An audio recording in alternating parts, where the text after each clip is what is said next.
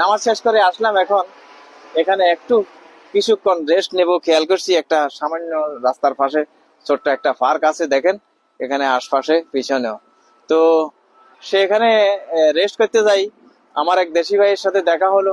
আমরা যেহেতু এখানে প্রবাস জীবন যাপন করি, সবাই সবার সুবিধা অসুবিধা নিয়ে আসি, কোন রকম দিনাতিবাদ করতেছি।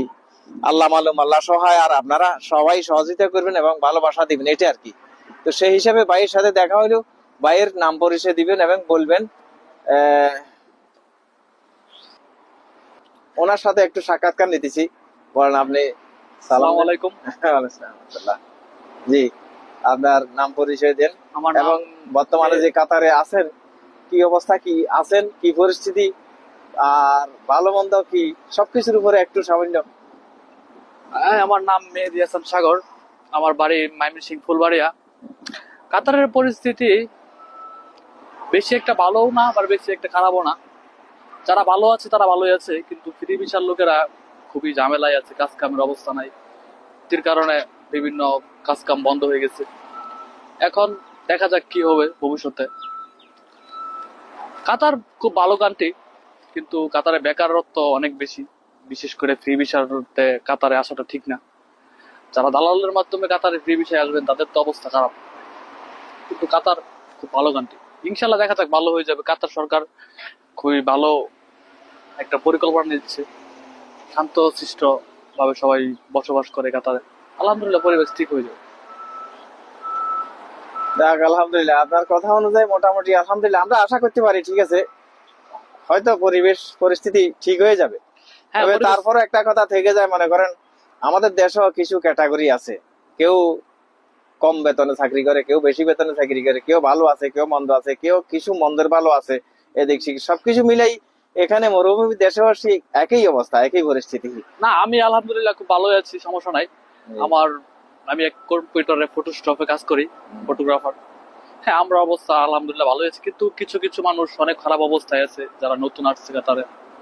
তাদের জন্য একটু খুব মুশকিল, দালাল আইন খোঁজ খবর রাখে না, তাদের জন্য একটু মুশকিল। যারা নিজের লোকের মাধ্যমে আসবেন তারা আলহামদুলিল্লাহ ভালো কিছু করতে পারবেন। ইনশাআল্লাহ কাতারের পরিস্থিতি ঠিক হয়ে যাবে, আলহামদুলিল্লাহ ইনশাআল্লাহ। আসসালামু আলাইকুম। যাক, তো ভাইয়ের সাথে দেখা হইলো এবং ভাইয়ের কিছুটা মনের ভাবটাও প্রকাশ করতে পারলো। আমাদের এই সাক্ষাৎকারটা আপনাদের সামনেও তুলে ধরলাম। আপনারা সবাই যে যেখানে আছেন, যেখান থেকে দেখছেন দেখবেন, আপনারা সবাই আমাদের জন্য, সবার জন্য দোয়া করবেন প্রাণ খুলে। বর্তমান পরিস্থিতিটা যেন একটু সমাধানের পথে যায়, আমরা যেন কিছু স্বস্তির নিঃশ্বাস ফেলতে পারি। এবং যেহেতু বউ বাচ্চা ফ্যামিলি সবাইকে ছাড়িয়ে আসছি এই প্রবাস দেশে, মরুভূমির দেশে, আমাদের জন্য সবাই আপনারা দোয়া করবেন। আমরা যদি ভালো থাকি, আমরা যদি একটু ভালো আর্নিং করতে পারি, সুবিধা পাই, একটু সহযোগিতা পাই আপনাদের সকলের, বা এদেশে যাদের কাছে আছি তাদের কাছে যদি একটু সহযোগিতা পাই, হয়তো মন থেকে একটু তৃপ্তি লাগে, ভালো লাগে।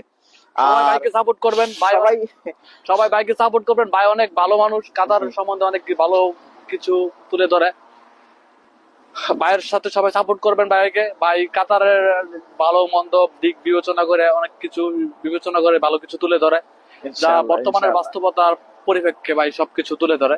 ভাইকে সবাই সাপোর্ট করবেন ইনশাআল্লাহ। আসসালামু আলাইকুম। তো সবাই সবার অবস্থা থেকে আমাদের জন্য দোয়া করবেন।